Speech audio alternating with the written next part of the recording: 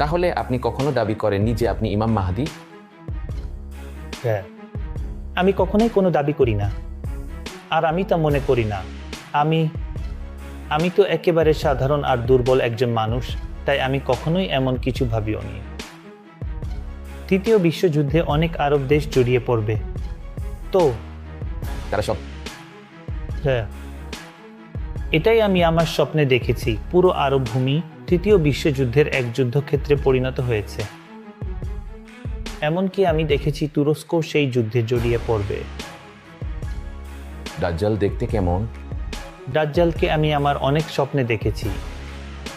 সে প্রায় 6 ফুট 1 বা 2 ইঞ্চি লম্বা, খুব শক্তিশালী শরীর। তার গায়ের রং একটু গাঢ়, চুল কোঁকড়ানো, আর সে খুব অহংকারী এবং তার অনেক জাদুকরী শক্তিও আছে।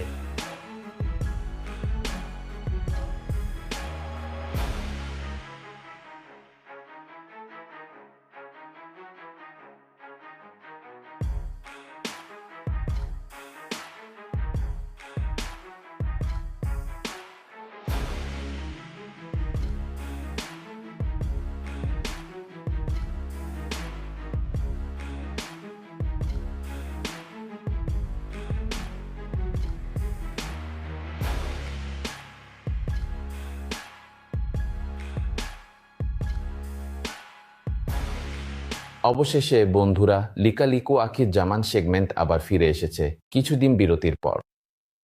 তো এই ভিডিওর পর আশা করি লিকালিকো আকির জামান সেগমেন্টটা সপ্তাহে একবার হলেও প্রচারিত হতে পারবে, অন্তত মঙ্গলবার বা শনিবার।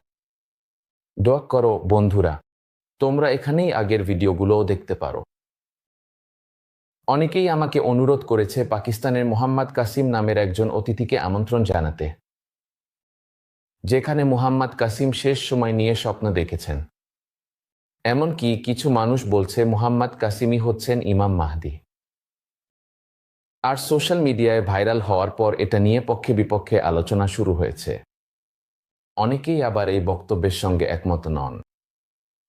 তো আজ আমি স্পষ্টভাবে বলছি, আমি কোনো পক্ষ নিচ্ছি না, বরং এই ঘটনাটার পেছনের কারণ জানতে চাইছি, কারণ এটা ইতিমধ্যেই সোশ্যাল মিডিয়ায় ভাইরাল।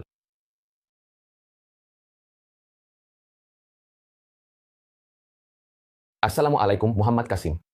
ওয়ালাইকুম আসসালাম ওয়া রাহমাতুল্লাহি ওয়া বারাকাতুহু। দেখা করে ভালো লাগলো। আমারও আপনার সঙ্গে দেখা করে ভালো লাগলো। আপনি কতদিন ধরে ইন্দোনেশিয়ায় আছেন? আমার মনে হয় প্রায় 20 দিন হলো আমি ইন্দোনেশিয়ায় আছি।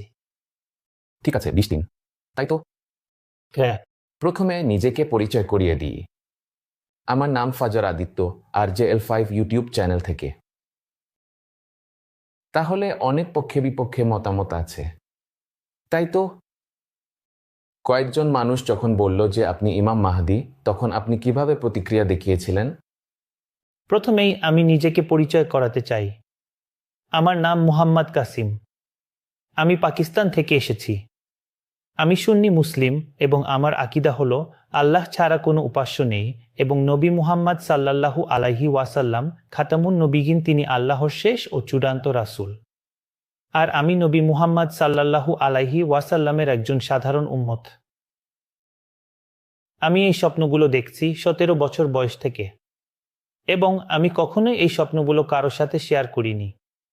কিন্তু 2014-তে আল্লাহ এবং নবী মুহাম্মদ সাল্লাল্লাহু আলাইহি ওয়াসাল্লাম আমাকে আদেশ করেন যেন আমি এই স্বপ্নগুলো অন্যদের সাথে শেয়ার করি। এবং আমার স্বপ্নগুলো হচ্ছে পৃথিবীর শেষ সময় নিয়ে। এবং আমি তৃতীয় বিশ্বযুদ্ধ দেখেছি আর গাজওয়াতুল হিন্দও দেখেছি। আমি দেখেছি ইয়াজুজ মাজুজ বেরিয়ে আসা, ঈসা আলাইহিস সালাম আকাশ থেকে অবতরণ করা এবং দাজ্জালের বেরিয়ে আসা। এবং আমার স্বপ্নগুলোর মূল বার্তা হচ্ছে শিরক এবং তার সব রূপ থেকে বাঁচা।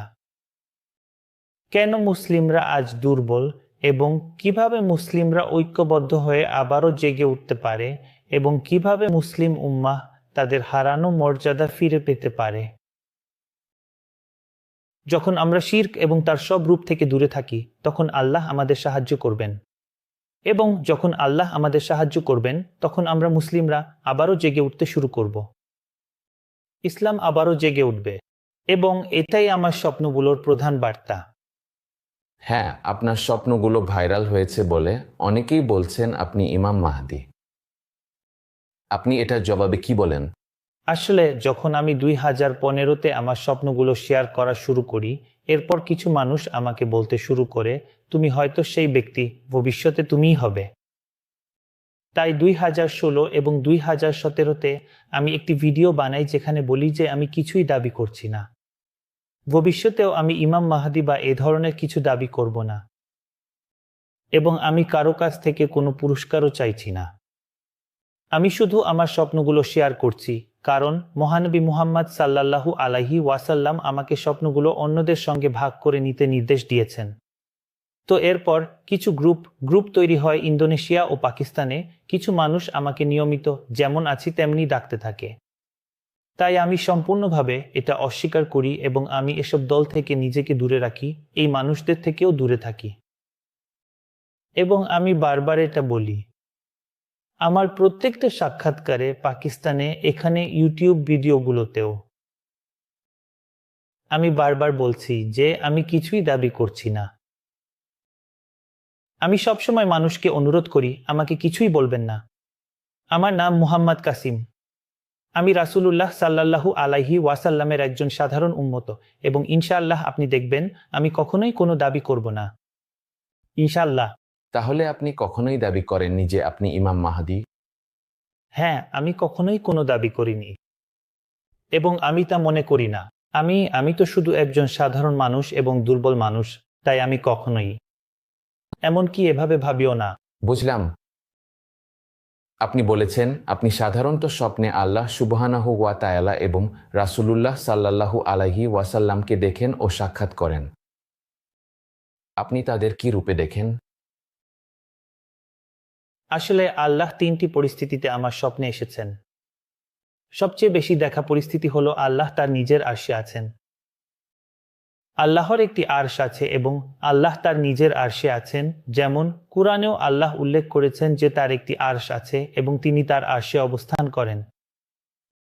তাহলে স্বপ্নে তিনি তার আরশে এসেছিলেন এবং আমার অবস্থান ছিল আমরা ঠিক যেমন আমরা সালাত আদায় করি সেই রকম। স্বপ্নেও ঠিক একইভাবে আমি আল্লাহর আরশের সামনে দাঁড়িয়েছিলাম মাথা নিচু করে, এবং আমি এমনকি ভাবতেও পারিনি যে স্বপ্নে আমি আল্লাহর আরশের দিকে তাকাবো। মানে স্বপ্নে আমার অবস্থা ছিল এমন ঠিক যেমন আমরা সালাতে দাঁড়াই। তাই আমি উপরে তাকিয়ে দেখতেও পারিনি। তাই আমি শুধু অনুভব করছিলাম যে সেখানে আল্লাহর আরশ আছে এবং আল্লাহ তার আরশে আছেন, আর সেই আরশ থেকেই আল্লাহর কণ্ঠস্বর আসছে। আর আমার পুরো শরীর, এমনকি আমার হাত, কান, চোখ আমার কাছে সাক্ষ্য দিচ্ছিল যে তিনি আল্লাহ রাব্বুল আলামিন, সমস্ত জগতের পালনকর্তা, এবং তিনি আমার সাথে কথা বলছেন।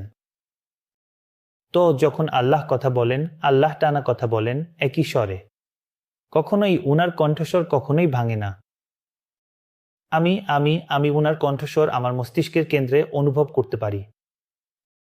অন্যভাবে বললে, কিছু স্বপ্নে আমি এটাও অনুভব করি যে আল্লাহ আমার গলার শিরার খুব কাছাকাছি। হ্যাঁ, ঠিক আছে। তাহলে এভাবেই আমি আমার স্বপ্নে এই অভিজ্ঞতা পাই।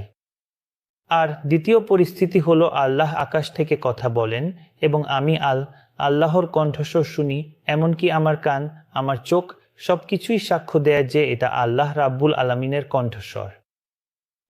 আর তৃতীয়টি হলো আমি একটি আলো দেখি, খুব উজ্জ্বল ও তীক্ষ্ণ আলো, এবং আল্লাহর কণ্ঠস্বর সেই আলো থেকেই আসছে। ঠিক আছে। আর নবী মুহাম্মদ সাল্লাল্লাহু আলাইহি ওয়াসাল্লাম, তার উচ্চতা প্রায় 5 ফুট 11 ইঞ্চি।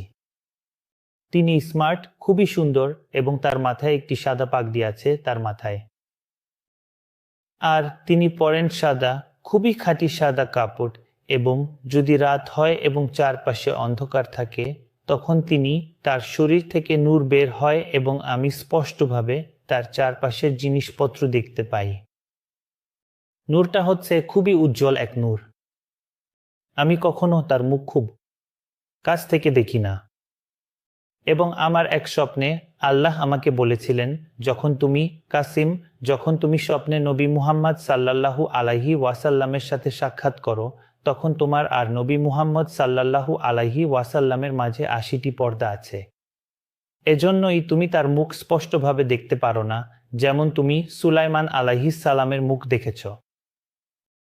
একটা স্বপ্ন আছে 2015-তে আমি দেখেছিলাম আমি তার চোখের দিকে তাকাই, এবং যখন আমি তার চোখের দিকে তাকাই আমার চোখ সেখানে স্থির হয়ে যায় এবং আমি অনুভব করি যে আল্লাহ তার চোখের সাদা অংশে সাদা বলটিতে নিজের নূর ভরে দিয়েছেন এবং লেন্সটা ছিল একদম ক্রিস্টাল ক্লিয়ার, এমনকি আমি তার চোখের গভীর পর্যন্ত দেখতে পারছিলাম এবং আমি দেখতে পাচ্ছিলাম ফুলের পাপড়ির মতো নকশা তার চোখে, এবং আমি কখনোই এত সুন্দর চোখ যেমনটা নবী মুহাম্মদ সাল্লাল্লাহু আলাইহি ওয়াসাল্লামের চোখ বাস্তব জীবনে কখনো দেখিনি। তাহলে এভাবেই আমি নবী মুহাম্মদ সাল্লাল্লাহু আলাইহি ওয়াসাল্লামকে দেখেছি। বুঝলাম। আপনি কিভাবে?